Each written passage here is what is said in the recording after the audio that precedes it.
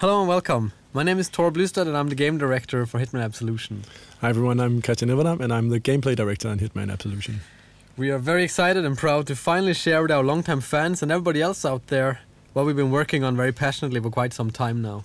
Indeed, I mean, Agent 47 literally was the start for IO Interactive, and it's by far our largest undertaking to date, building Hitman Absolution.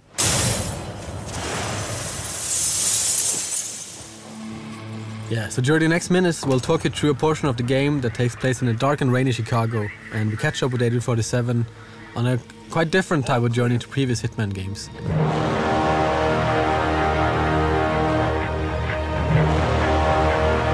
There's a citywide manhunt for him and he's been tracked down to this derelict library. We're showing part of a level which is called Run for Your Life, and it sees Hitman pitted against the Chicago PD. They're hunting him for a reason we cannot get into, but he will have to deal with that situation. Glacier 2 allowed us to build a render also from scratch to fit with the art direction of Absolution, which is a more kind of a dense style. What we see in this playthrough is kind of a noir part of the game, which is following the story. The story and the art direction is quite closely linked, so that as 47 kind of goes through his journey throughout the game, the style of the game and the whole look will change with him.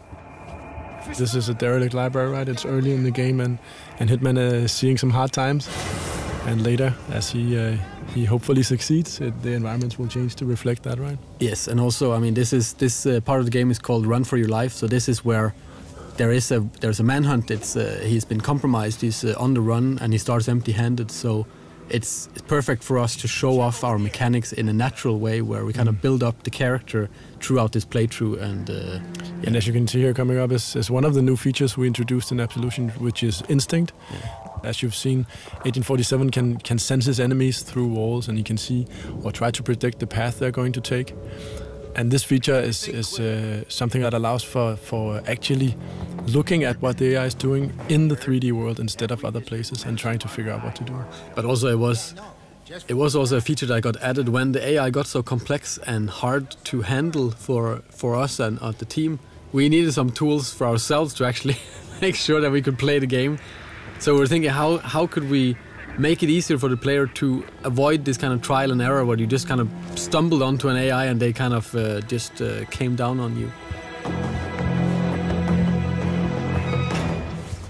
Instinct is also an economy, right? So it fuels a lot of the abilities that Agent 47 has at its disposal. And this also means that, how much you use it will also depend on what difficulty you're playing the game. On the easier difficulties, it will be quite abundant. But on the harder difficulties, you have to really make some choices about what you want to do. Do I want to check for enemies? Do I want to use my disguise powers? Or what do I want to do? You can't find them if the lights... Yeah, I hear you. I hear you. Oh. We can see Agent 47 is messing around with poor Fisano. I think when this trailer went live, we got a lot of feedback on the Fisano character, right? Just that the Sarge is, giving a hard time, and why did we kill him, and all that stuff. And obviously, we wanted to show just how much you can actually invest emotionally in a simple police officer, and by choosing to kill him in the end, you actually you kind of feel how much you actually attached to this guy even if it's only for minutes, right? And obviously you are free not to kill him. It's perfectly up to the player, completely up to the player what he wants to do. Yeah, I mean we are kind of showing off one kind of version of a Hitman in our playthrough, but it's all up to the player when they eventually get their hands on this by themselves to choose which kind of Hitman they want to be here and how they want to play out. If they want to kill the Sarge because they think he's an asshole, that's perfectly fine. It might be a little difficult to get to him because he's kind of surrounded by cops, but it is possible. And if you want a little kind of poetic justice in your playthrough. Oh, knowing our players, I think quite a few will.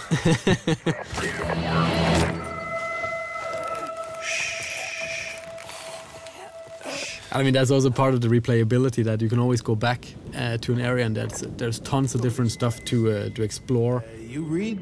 No, I can't say I do. Good. Waste of time. I also think it's interesting, right, that you have on one hand you have this kind of calm and collected Hitman or Agent 47 that will choose his battles and foreseeably avoid as much as possible, being quite emotionless. But on the other hand, you have the player who really wants to invest himself in the world, right? Killing the Sarge is not super professional, but it feels damn good. So what do we want to choose?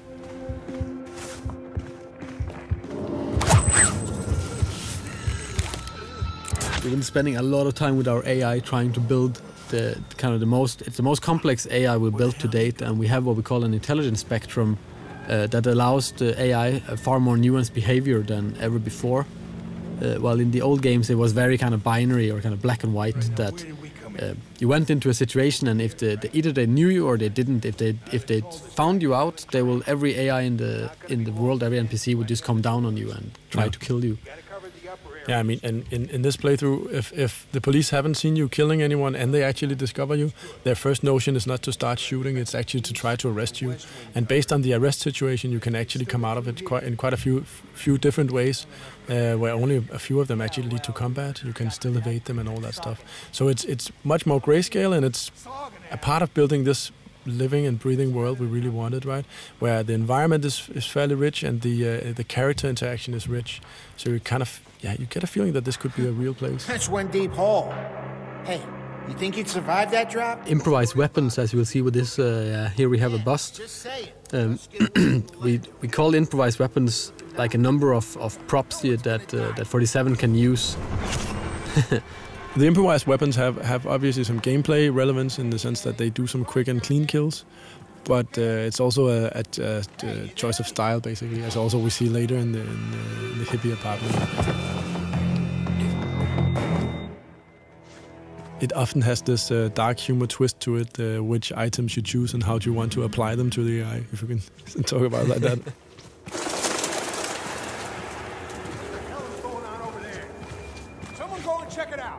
Got it, we're on it. We just saw 1847 scan the area with his instinct, and it actually also allowed him to see some of the environment objects that he can interact with. So it's also, besides from showing you what the AI is doing, it can also help give you some hints as to, is there a ledge I can climb, or is there an object I can interact with? Ah, Sergeant Meyer. See, you still can't sniff a fart out of your own ass. So the Sorganash boys are coming in for the briefing. Yeah, we needed a lot of cops in this library, and it was we needed to kind of pour more and more in as the player goes through, so the stakes gets higher towards the exit here with the red light in the far distance. That's also part of how the AI will handle combat. If you choose that path, it can actually spawn in better equipped enemies to confront you. Oh, yeah. So you should be careful about what path you take. Yeah, I mean, if you start a big fight in here, you will risk that SWATs are kind of spawned into this area as well, which will make it quite a lot difficult. Come on, fucker, work! So here we finally got our hands on a gun, and we really wanted to show off a little bit of combat. But this is just one way of kind of ending this part of the level. Sure your pussy's in? What's not maybe super apparent here is that this is just one path, right? You can actually you can take other paths, and you can also, but just from this point, actually both do stealth and action, right? But as we also mentioned, we really wanted to emphasize the Fisano story, and in this case, that means an unhappy ending for him. Yeah. But it's also good for drama. Not so good for him, though. No. And as you can see, hopefully that the whole action part of Absolution, shooting weapons and all that stuff is something we gave an upgrade, a literal upgrade from the previous games, right? We have a cover system, aiming and shooting feels snappy and responsive. So that part is not, it doesn't feel like the game abandons you, it more feels like it's a natural part of the game. And again, you're free to duck in and out of combat as you choose. Yeah, I mean, if you retreat from combat, then they will eventually stand down and maybe not into talking about their daily lives anymore, but at least into something more forgiving.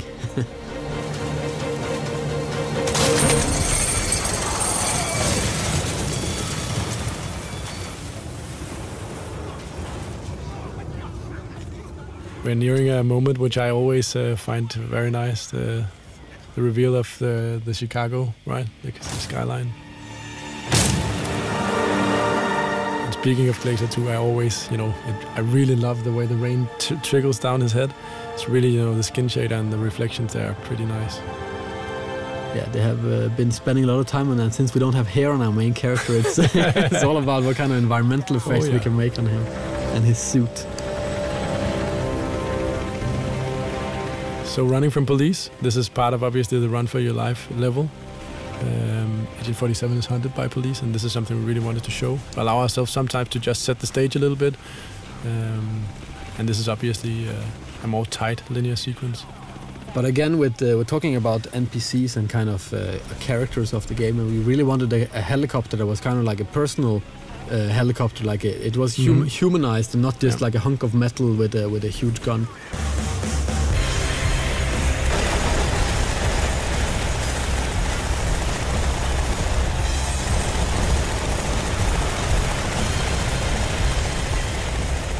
And also this pigeon coop is good for showing off some destructible props and other things.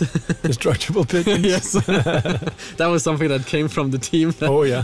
I really didn't see that coming, but in the end it was a discussion of how many pigeons should be killed, if it was 4 or 2 or 6.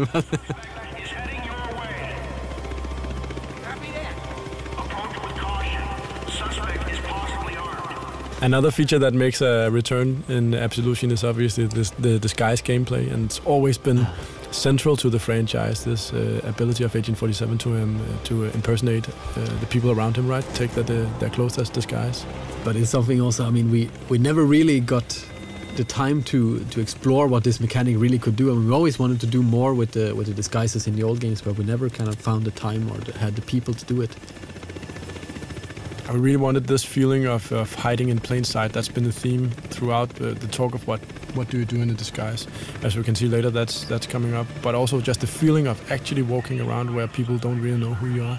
It's quite powerful. It's an experience that is very close to the Hitman games. And as we can see, Hitman is slowly approaching the hippie apartment. And I think that's very interesting in terms of how do we build a new AI, what do we mean when we talk about doing new stuff. And in this case it introduces the concept of a trespassing zone. So the apartment here is actually a zone, and most people are actually allowed in there. The hippies are kind of very friendly, but if there's one thing they really don't like, it's obviously cops, as it says on the poster. So coming here disguised as a police officer is maybe not the best idea, and that's why also Agent 47 will have to duck and weave a little bit in here. We're so busted, man! Ugh, fucking pigs! Bro, dude, calm down. Maybe they just want to chill, you know? They don't want to. Yeah, this is also, I mean, this is from a topical point of view, we really wanted a lot of diversity in the game, and also being able to mix it up. So we have this very serious playthrough so far, and then adding this kind of very ridiculous setting of the hippies kind of flushing pot out the toilet. Come on, flush you piece of shit toilet! It's a big part of Absolution is kind of trying for us to fit together the most kind of unexpected things for the player. So as they walk through the game, they never really know what's around the next corner, and they always would kind of want to play just to see what the hell is up next, right? And yeah, here's one of these improvised weapons, the bong, one of my favorites. Yeah, and you can see. Yeah, they're cool. You notice we have a small challenge also going off there, killing someone with a bong. And throughout the game, there are a multitude of different challenges you can try to pursue as a player. And this is also tied into all the different weapons, the improvised weapons and others, that the way you use them is also tied into all these challenges. So here coming up is actually the use of the instinct power while wearing a disguise. So this will allow Agent 47 to fool enemy AI for a brief period while burning off instinct. And yeah, one of the new things you can do in Absolution. Probably got called down. You going down? Wow. Characters is in general very important for us to have kind of pretty unique and interesting characters for the players to meet throughout the game. This guy is actually he's living here in Copenhagen. He's called Ola, I think. He's a musician, and we've face scanned I don't know how many 100 people for the game in general, and kind of mixed and matched them up. No, we haven't got any reports, no eyewitnesses from anybody.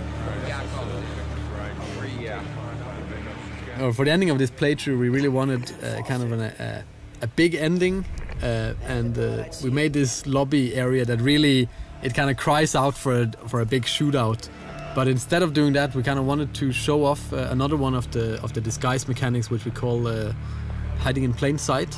Which in this, in the case of the police officers, it's using these kind of donuts that are kind of placed around the level.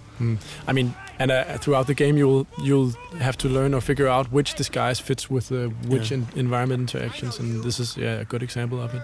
Also, just saying that it's still very much a stealth or outsmarting game, so most people will not choose necessarily to shoot people as their first choice. But I mean, for those that really want a big fight, I mean, they can always just bring out some guns and try. We're coming to the end, which also features another very, very big thing for us, which has always been a part of the Hitman games as well, which is the crowd system. And it's safe to say that this time around it's also seen quite a development, something you can look forward to. Yeah, this is just a little tease. Yeah, definitely. So, but thanks a lot for watching and taking these 17 minutes with us. And thank you for all your good comments and all the nice feedback we've been getting so far.